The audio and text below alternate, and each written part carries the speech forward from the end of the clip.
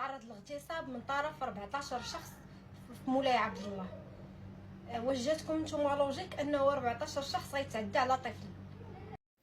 هاد وجه الطوبه اللي كتشوفوه هي الملقبه بافلاطونه. قالت لك اسيدي القصه ديال الطفل البشير اللي تعرض للاغتصاب من طرف 14 شخص غير كذوب، هي اللي عندها الصح وعندها مصدر موثوق، وحنا كاملين والراي العام اللي هضر على المشكل غير كنخربقوا، وهي اللي عندها الحق. سمعوا مزيان شنو غتقول.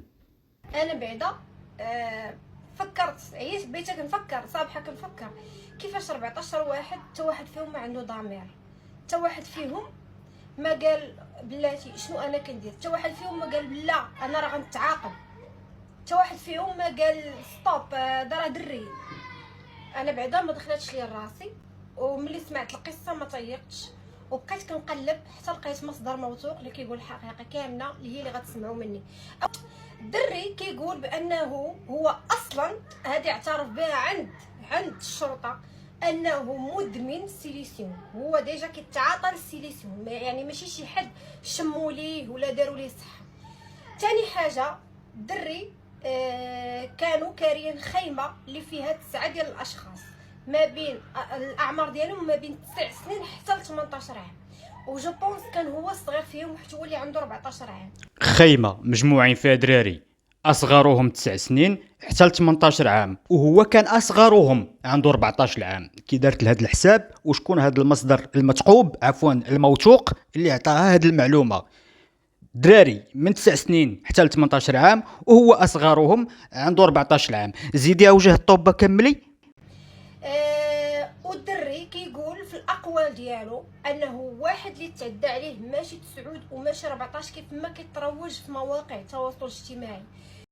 غير واحد اللي تعدى عليه ماشي 14. مالكم كتكذبوا؟ هذه باينه. هذوك 14 كان معاهم خوها ولا راجلها ولا باها.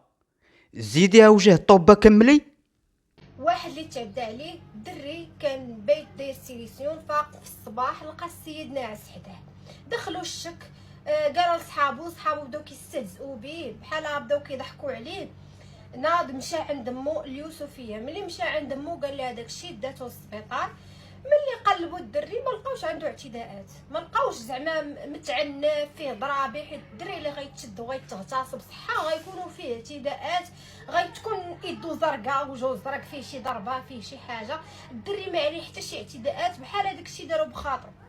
هذه بقوه الكلاخ اللي فيها ما بقاش كتفرق ما بين الاعتداء الجنسي والاعتداء الاعتداء. هي السيده سمعات باللي راه كاين اعتداء جنسي، شنو مشى ليها في بالها؟ راه غيكون مضروب مجروح مخسر مكسر مشرشم، عاد تسميه هي راه اعتداء. قالت لك السيدي ما فيه لا ضربه لا حتى شي حاجه، راه ما باينش الاعتداء، ما باينش الاعتداء وغير كيكذب. داكشي دابا البوليس راه مشاو جابوا داك الشخص الاخر، يمكن كاين في مدينه الجديده، ما عرفتش فين كاين بالضبط. المهم الدري دابا حاليا كاين في الجديده، ما عرفتيش فين كاين. وهذا المصدر المثقوب اللي عطاك المعلومه، عفوا المصدر الموثوق اللي عطاك المعلومه، ما قالش لك فين كاين؟ داو كاع حتى للسبيطار. مازال كيزيدوا يقلبوا واش فعلا تعرض للاغتصاب.